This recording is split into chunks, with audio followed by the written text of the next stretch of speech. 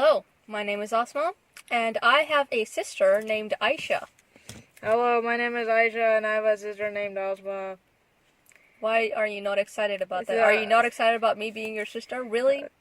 The whole world knows this already. What? No, Yeah. I'm sure the audience was like, oh my god, that's such a coincidence. They both have sisters named like each other. Like, that's so cool. No, you don't think so? Anyone? No? No, you're listening to Car Chit Chats, a podcast where we discuss different ideas and media we've come across and our thoughts on them. This one, we will be discussing a idea. Yes. Yes, we will be discussing whether self-pity or pitying yourself is a bad thing. Yes, as it says in the title. Yes, of course. Aisha, can you please define what self-pity is for anyone who might be confused about what we're talking about? Yeah, so I haven't studied it, obviously. I mean, I haven't researched it. I haven't Googled it. But I think basically what it means is when you feel sorry for yourself, and just you have these thoughts of like, oh, my life is so sad. I'm so sad. And not I'm so sad, but my life is so sad. And, bichari. Bichari basically means, oh, this poor soul. Yeah. In the female tense, like, oh, this poor soul, like, oh, I'm such a poor soul, and my life is so terrible, and I've got so much stuff going on, and it's so sad, and oh my god, I'm just drowning. I feel so bad for myself, like, why does this always happen to me, and stuff like that. So I think that's what self-pity is. That's right. That's exactly what it is. So, whenever I thought about this question, because I thought about it a lot, but I always came to the conclusion that Aisha would agree with, is that you gotta have a balance. You're supposed to be in moderation. Yep. What is the point of discussing this? We already know the answer. Yes. But I'm not satisfied with this answer. It is right. It's correct. You shouldn't have too much of it. You shouldn't have any of it either. Maybe for people who haven't thought about it, maybe we can explain why, for starters. So, like, why self-pity is not an awful thing, because, so why not at all of it may be kind of bad. Why would that be? So, why would it be a problem to not pity yourself? At all. Yeah. Well, if you don't pity yourself, then you do the opposite, which is sort of being very hard on yourself. Exactly. And so you lose that compassion, I think. The compassion of, so you lose the compassion for yourself, which allows you to grow into a more, into a better individual, allows you to make mistakes and learn from them. If you're really hard on yourself, then that's really a recipe for disaster, because you will never be satisfied with the work you do. And it's really hard to be satisfied with the work you do anyway. So, yeah. Yeah, perfect. Like, for example, if we gave an example, it could be something like, you did something wrong at work, and your boss was like, oh, why do you do this, blah, blah, blah. I don't know what bosses are like. Well, I know what bosses are like, but, okay, my boss is not great. So, my boss would be like, oh, you stupid, I'll fire you, blah, blah, blah, blah, right? And then you come home, and you're like, oh, why did I do this, why did I do that? But instead of doing that, you actually are really angry on yourself. Yeah. Right? You're like, oh, you suck so much, and all this bad stuff. Instead of going like, oh, why is my boss so mean to me, and, I shouldn't have done that, or something, blah, blah, I should have been more careful, that kind of thing. It's just, I think it's also part of trying to reach calmness and peace within yourself. It helps with that, instead of going towards the route where you're just super critical, self-hating. So it helps in that way. On the other side, if you do it too much, how's that bad? Yeah, so if you pity yourself too much, then I think it prevents you from having growth. Again, sort of similar to the not pitying yourself at all, because, if you're constantly just beating, not beating down on yourself, but if you're constantly just thinking your life is miserable and you are in such a terrible situation and stuff like that, it'll prevent you from seeing sort of the good in life, Things aren't always totally bad, I think. There is some happiness in something that you will find, and if you're constantly pitying your situation and feeling bad about it, you'll never see that. Yeah. And it'll cause you to become sort of a massive pessimist and not be happy with the life that you live and not be able to see sort of the blessings that you have, I guess. Or potentially growing out of what, because I think a lot of people, when they feel sorry for themselves, it's not in the way where they say, you know what, yeah, this was really bad, but I'm gonna get out of it. It's more of, oh, I'm so horrible, I'm so bad, I'll always be this way, I was always like this, past, future, present, blah blah. So it's that way. Yeah. And it could be really detrimental in the way that you just described. You could be really unhappy with your life. Even people around you, they probably not really want to hang out with you. Yeah, because you're constantly complaining about Yeah. the way your life is. Yeah, like what are they supposed to say? Yeah, exactly. Yeah.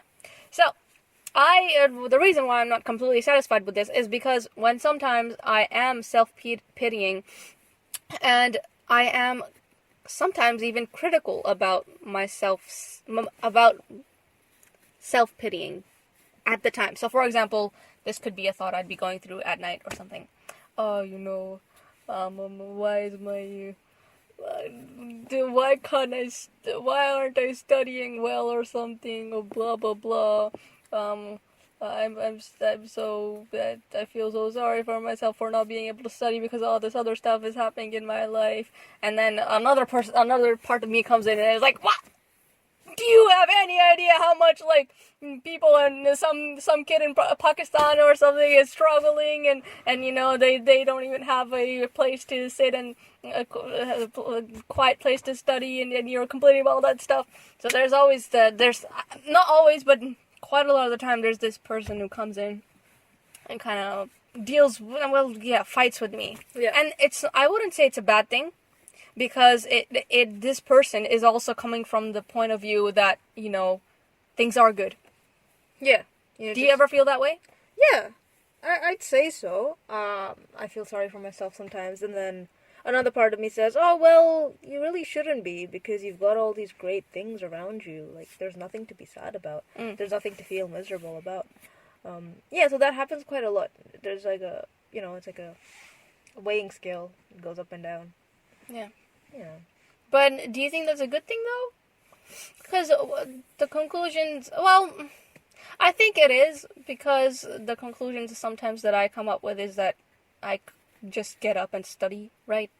Because you eventually realize, discussing this in my brain will not really get me anywhere. Yeah. I need to just get up and study. Yeah. Like, that's what I need to do. Yeah. Yeah. So from that specific perspective, pitying yourself or being hard on yourself, it's not going to get you anywhere, because you're just procrastinating in that sense. So, in that example, That's bad. There's no reason to self-pity or to self-critique, I think. Mm-hmm. But in the same way, again, you could look at the other side where, I would be going through a bunch of things, horrible stuff would be happening around me. And if I just say, you should be able to get through this and be fine with studying, even though this stuff is happening, there's also that side. Yeah, but then that's self-critiquing, right? Yeah. So, what I'm saying is, both of these things, they don't really have a place in this, because your goal is to study. And if you're thinking about, oh, I'm not studying, oh, why aren't you studying? That's just procrastinating, right? Okay. You just want to get to studying, I think. Yeah. So, what could be good in that way? In which instance could self-pity be a good thing? No, for example, in this instance, what would be probably the optimal thing that a person could do? There's this side of me that's wants to study, but I'm also really bothered by the things that are happening around me. What am I supposed to do? I think you're supposed. I mean, the only thing that comes to my mind is treating yourself with kindness. So looking at it from an outside perspective, looking in, and you see yourself, you're like, okay, listen, you are going through a lot right now. There's a lot of stuff in your environment that's preventing you from studying. So, it's okay if you're not able to study that well. No one would be able to in your situation, But in saying that, if there are moments where you could study, where you have the opportunity to study, but instead you're like going on your phone because whatever, then I'm sure your future self will like you for just studying in those moments. So I think the kindness and the compassion come into that, and self-pitying and self-critiquing, I don't think either of those bring about compassion that much. Yeah, there has to be sort of a middle ground, because when you're pitying yourself, you just feel sorry for yourself. Like, there's no sort of, oh, what do I do about it? You know, it's just like, oh, sad, despair, crawling into a blanket and crying yourself to sleep and stuff. You don't, and with the self-critiquing, it's just, yeah, it's just procrastinating again. You're just hating on yourself. It's not really going anywhere. It's not like your mother's like hating on you. Like, for example, in like a more open, easier to understand example, let's say your mother is sort of just criticizing you a lot, you know, oh, why didn't you do this task, why didn't you do this, blah blah blah. That's not going to help the child unless the mother goes, hey, listen, you didn't, like, you know, I'm not going to say you didn't do it well, but this, you could have improved on this, let's talk about how to do that, right? Yeah. That's not, you know, criticizing someone. Yeah. And it's not pitying someone. Yeah. It's about, so it's like... Is there a word that we could give it? Because I think that would make things easier. Yeah. Yeah, kindness is one, but... kindness doesn't mean that you do an action, you know, from it. Mm-hmm. You could spend the whole time saying, oh, you know, you're going through a lot, it's okay. Yes, you can study, but, you know, study in the time that you have. But even if you don't do it, the kindness comes in, oh, look, it's okay. That's not really how it... Yeah. Yeah, I think self-evaluating could be one. Because evaluation literally means looking at both sides of the thing. Self-evaluating leading to action. Because, again, you could self-evaluate, and that's it. Because I think in the end, the thing that's important is the action. Yeah. And you know, you do something about the situation. Yeah, because I think evaluate is the perfect word, because in business, in VCE business, my teacher taught me that whenever you had an evaluate question, so evaluate the blah blah blah of this business or something, how you had to answer that question is you had to talk about both sides, the pros and the cons, which could be in evaluate, you could, in business it was pros and cons, but like in any other way, just both sides, and you had to have an overall statement. So here in this context, it could be you have to have an action that comes out of it. So when you self-evaluate, you can have a bit of self-pity in there, have a bit of self-criticism in there, but also have that hint of kindness in it, and you come up with an action. Yeah. So that I think that would be good. So self-evaluating leading to action with sort of a, well, for example, if this was a formula, right? It would be self-evaluation, arrow, action, and self-evaluation, the power of that would be kindness, right? Like, for example, x to the power of 2, right? You know, self-evaluation to the power of that kindness goes on to action. No, don't know if that makes... Okay, that's very abstract, I think. Anyway. I thought it would just be evaluation equals self-pity plus a self-criticism plus... kindness also equals to action. No, but then you self-evaluate, and then you like, okay, this is the situation, what am I going to do about it? Those are two different things, right? So you could add the criticism, the pity, the kindness, and yes, that could become self-evaluation. But then there has to be an arrow that leads to, okay, next, after that, you do the action. Yeah. So that's something. But like we can try testing this in an example, right? Yeah. So for example, what's a good example to use? Something that's not studying, because then it'll make us look less like turds. Yes. Do like a work example. So for example, I make an error at work. I give the wrong medication to the wrong patient, which is like, the worst thing you could do, because in some perfectly healthy patient who was hoping to get some cholesterol medication starts taking anti-cancer medication, that would kill them. You know, that would absolutely. So let's say I make that mistake, right? We get it fixed. Before they leave, I grab their arm and they're like, it's wrong medication, take this one.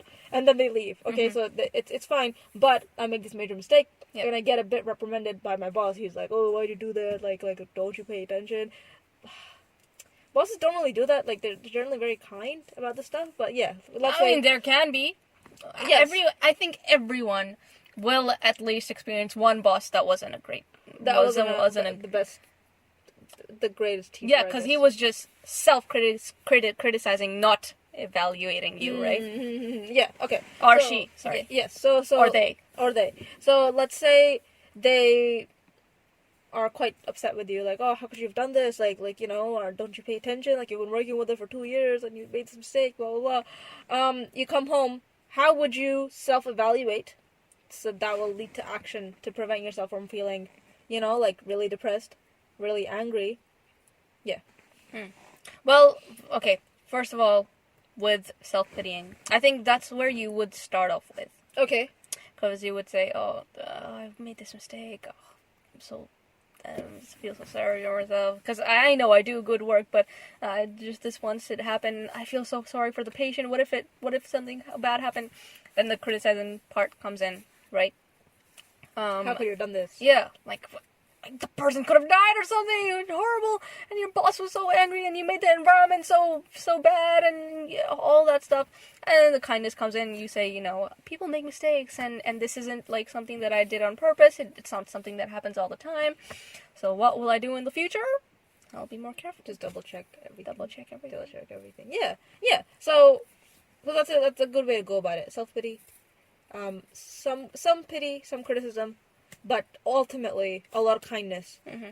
And then you go, okay, overall, yes, made a mistake, but guess what? Everyone makes mistakes. Yes, it was a major mistake and I shouldn't have done it, but I'll be more careful next time, and I'll use this mistake to power charge the way I work and stuff. Yeah. And next time I will always just double check everything. So I'll ask their name and address. And then you move on. Yeah, cool. That's pretty good. Yeah, I think that works really well. Yeah. I think another good way of maybe just self-evaluating would probably just be maybe even creating like a journal and writing down, oh, I'm going to self-pity right now. Blah, blah, blah, blah. I'm going to self-criticize now. Blah, blah, blah, blah. I'm going to give myself some kindness now. Because I think, again, the whole thing about treating yourself like your best friend or something. Friend, yeah. It's just like that. Yeah. I would do that with my friend. Right? And then I wouldn't criticize my friend. Yeah. But it's very hard to not criticize yourself, though. Yeah. So, that way. Yeah, you would probably... Yeah, you'd probably have much more of the kindness toward your friend. Yeah. But it's just inevitable. When you're with yourself, it's inevitable to pity or criticize. No, not pity and not criticize. Yeah, so we're taking those things into consideration there. Yeah. Yeah, cool. Okay.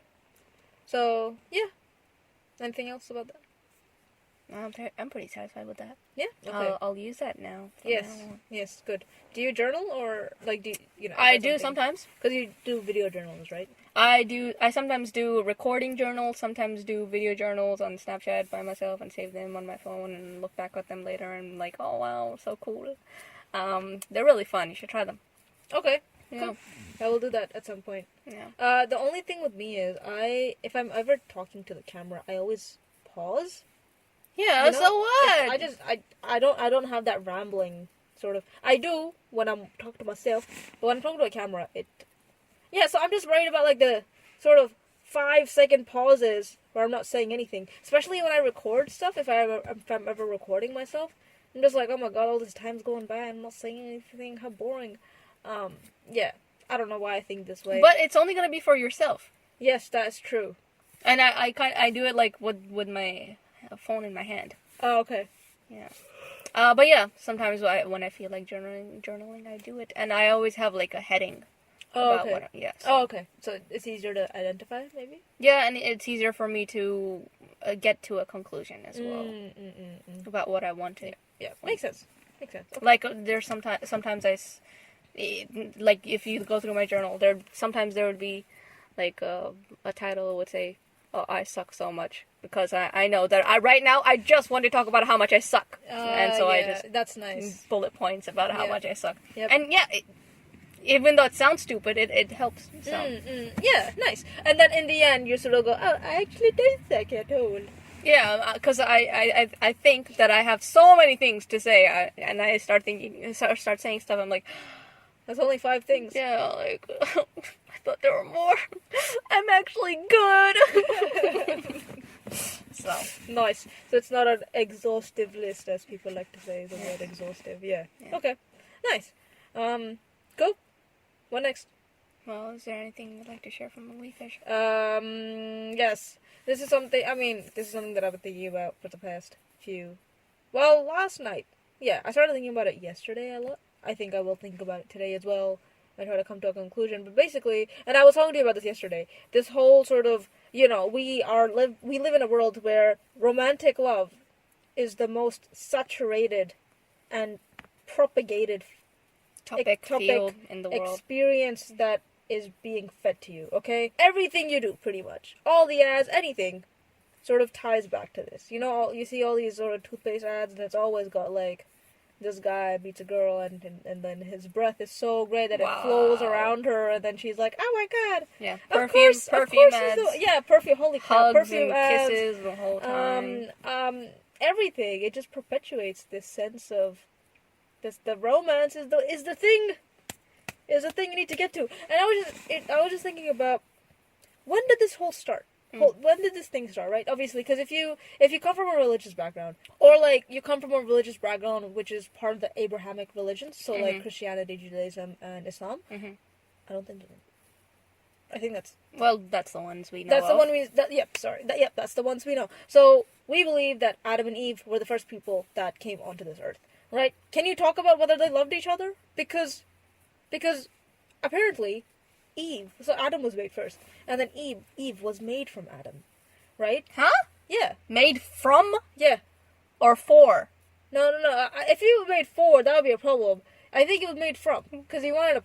Yeah, Oh, like the whole bustly thing. Yeah, something about the brave or I don't even know enough about it. I'm sorry. Okay, I apologize. But so just completely discount what I just said. Okay. Okay. Let's say Adam and Eve were the first people on this planet, right?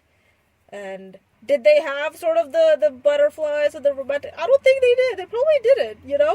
I think all those years ago, the only thing you have in your mind is that, we need to reproduce so that we have people continuing after us. There was, I don't, like, maybe they were good partners, maybe, like, but I don't think they probably had like that whole lovey-dovey relationship. They probably didn't. I don't know. I can't talk to them now. My great grandmother, I can't talk to her. It's good to hear that.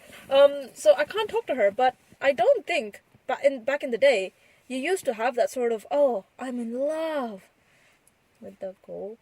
Yes. Yeah, so you don't have that sort of thing in the past, and there was some point where this developed, right? Obviously, and I was trying to think about it from the Prophet's perspective. So, the Prophet that we sort of adhere to the most is the Prophet Muhammad, peace be upon him, and he was alive 1400 years ago, right? Back then, romance, I think, was a thing. I don't know why it wouldn't be a thing back then. I think it probably would have been. I don't know.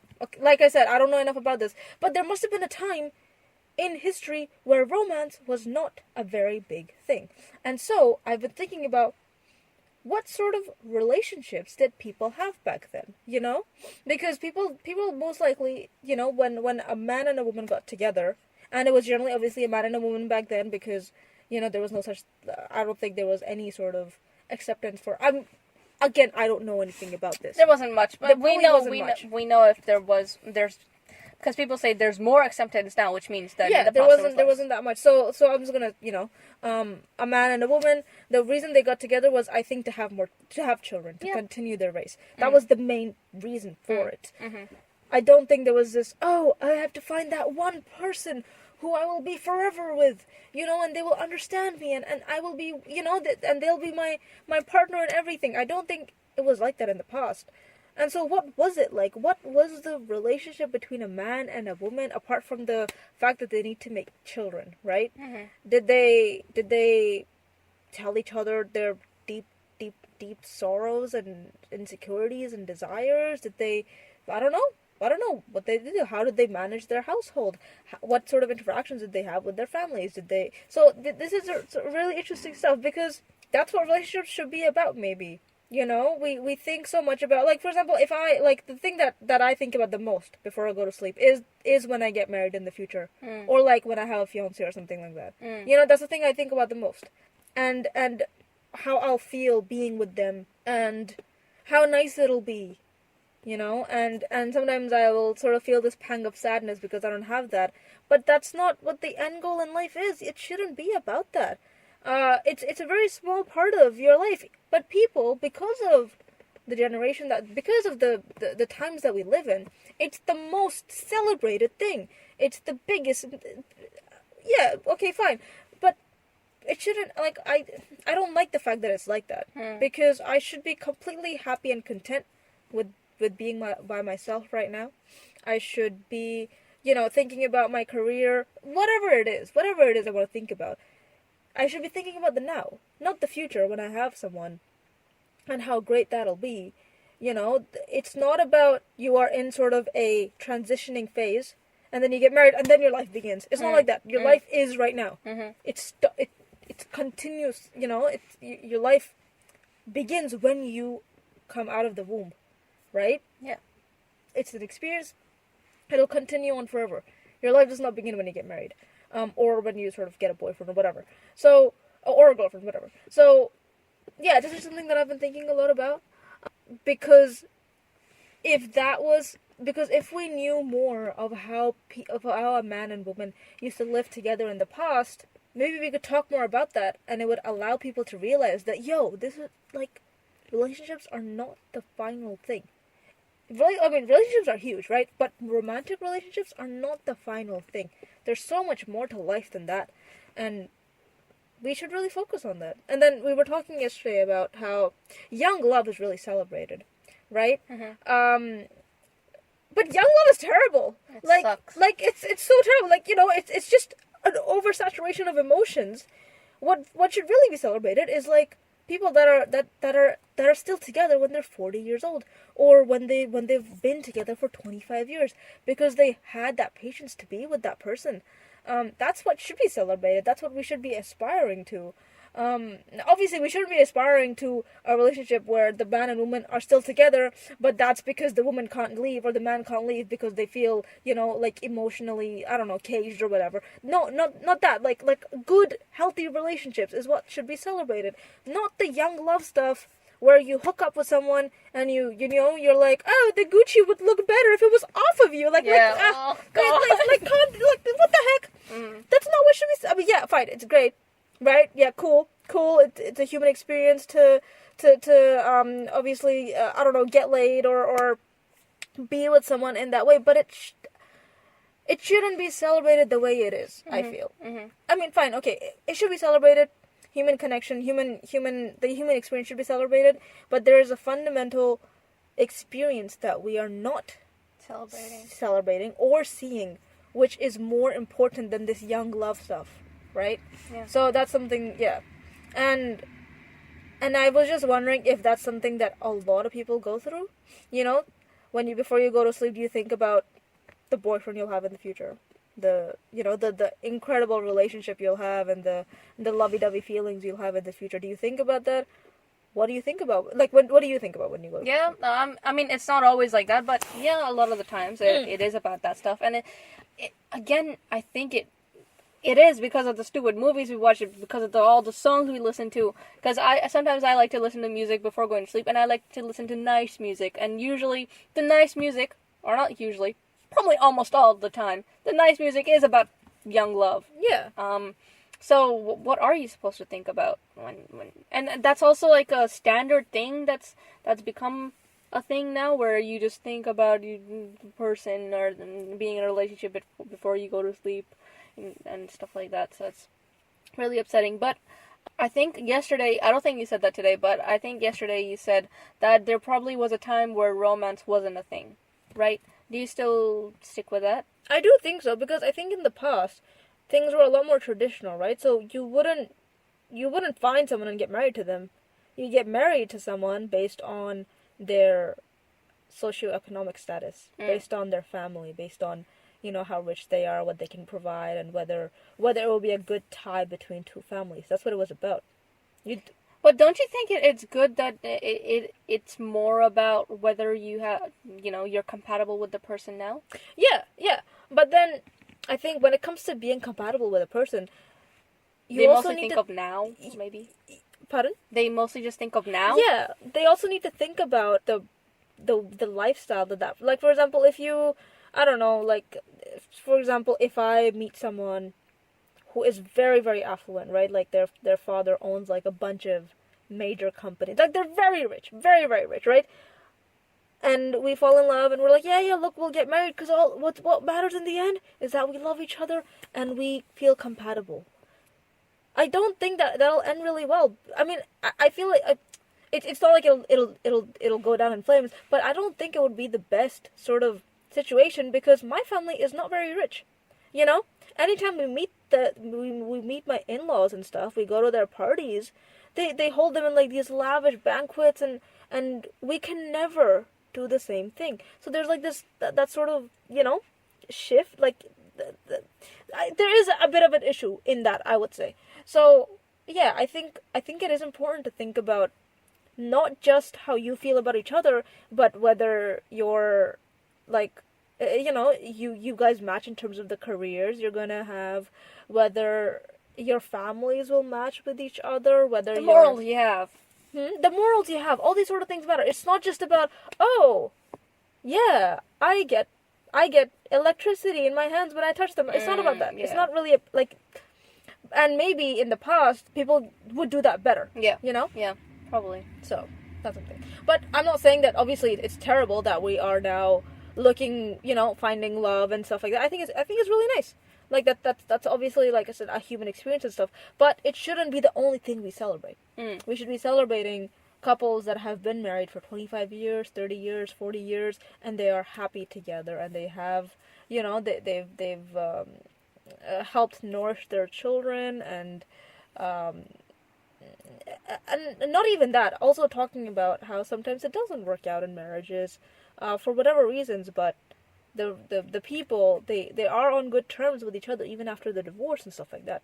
That's not celebrated at all, and it should be. Yeah. I mean, not celebrated, but like it's not talked about at all, and it should be. Yeah. Basically what I'm saying. That's right. I agree with that. Yeah. In terms of, because I think in the past I sort of told myself, oh, okay, you're not gonna think about your future in the past. You're gonna think about what you're gonna do tomorrow. You know, you're gonna envision yourself studying and enjoying that. You know, like how you see anime characters studying, and you're like, hoo, that looks nice. Yeah. Yeah, I think I did that sometimes as well, where I would be conscious about. Yeah, be maybe even upset about at myself for thinking about the future because I just think, well, you don't know if it's gonna happen or not. Anyway, go on. Yeah. So, yeah, I thought it'd be nice to just, you know, rather than thinking about the future with a partner, think about the future that you are making for yourself. The career that you are trying to build. Yeah, but that's the thing. Could we, like you said, you did that, right? But in the past couple of days, you haven't. Yeah, so I did this, like, maybe at the beginning of the year, but it's shifted back to thinking about romance and stuff. It's almost inevitable because it's so saturated. Yeah. And I think that's what is a little toxic, perhaps. Yeah. And maybe it was better in the past because you were able to focus on other things more because everything was not just shoved into you so much. Yeah. All of this romantic stuff wasn't shoved into you as much. Yeah. Okay. So yeah, that concludes what we were talking about. Was there anything you wanted to share from the week? Yeah, I guess it also kind of ties into this whole thing about going to, about thinking about relationships in the future before going to sleep. So you and I have been feeling kind of lonely in the past week or so, and it's kind of been upsetting, I guess. And it has impacted me quite a bit. Throughout the days, my mood would be kind of dependent on this loneliness, but the loneliness I was feeling, it wasn't completely about being in a relationship or being with someone. It was also about the community loneliness you feel because we haven't been meeting a lot of people much. But yesterday, when we had the conversation we had a nice long conversation after Aisha came back from work, and Abu, we watched a movie with Abu, which we hadn't done in a while. I actually felt a lot better. Oh, okay. Yeah. Okay, that's I great. felt a lot better because before you came home, I was still in that gloomy mood, and then I thought, oh, you know what, 22 is a good song. I think you saw me kind of jamming to 22, and you were probably, oh, okay, yeah, she's fine, she's doing fine, but like I was kind of just forcing it. Ah, okay. Yeah, it was a good song, but I did feel a lot better after we talked and we watched the movie because I was hanging out with someone, and in the past, like before yesterday, I'd go to bed at like I'd get into bed at like 9. I'd read or do something or study or whatever.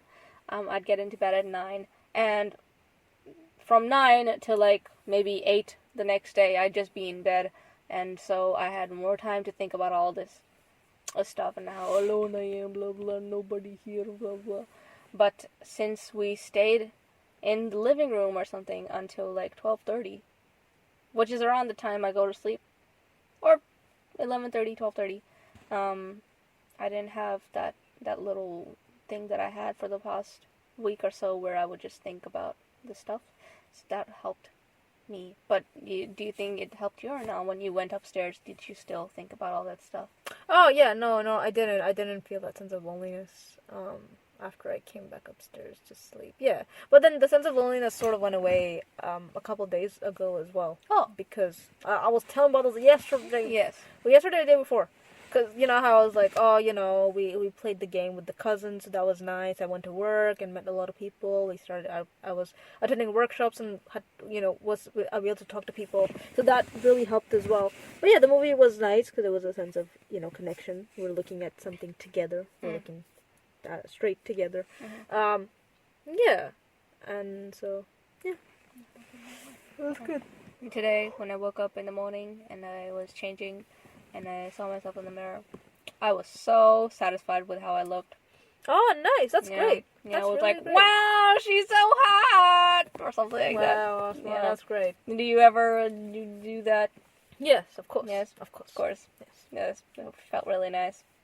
That's great. That's really, really great. Yeah, everyone, you do that now. Yes. Go, change your clothes or something. I mean, I don't know, just go look at yourself in the mirror and be like, oh my god, you're so hot! Yes. So good looking, yet so modest and wonderful and perfect. Yep, that's wonderful. Yes, thank you, Aasima. Thank you for sharing that. That's it. Yes, okay, so should we bring it to a close then? Yes. If you have any thoughts, or if you'd like to share something, you can message us at carchitchats on Instagram, or you can email us at carchitchats@gmail.com. And if you're thinking, you know, oh, they probably get a bunch of emails and stuff, you know, why would they reply to me? You know, they have so much stuff on their palette, they have so many things to do. We don't. Well, it's not like we don't do anything, but like we very, very look forward to these kind of things. Yes. So if you're hesitating at all, don't message us. Look forward to it. Any sort of response is welcome, unless it's a response telling us that we're boring, which is warranted. Also allowed because we love feedback. Yes, we like feedback. What was it? Constructive criticism. Constructive criticism, yes. Of course. Yeah, but yeah, thank you so much for being with us in this time. Yes. And bye-bye. Bye-bye.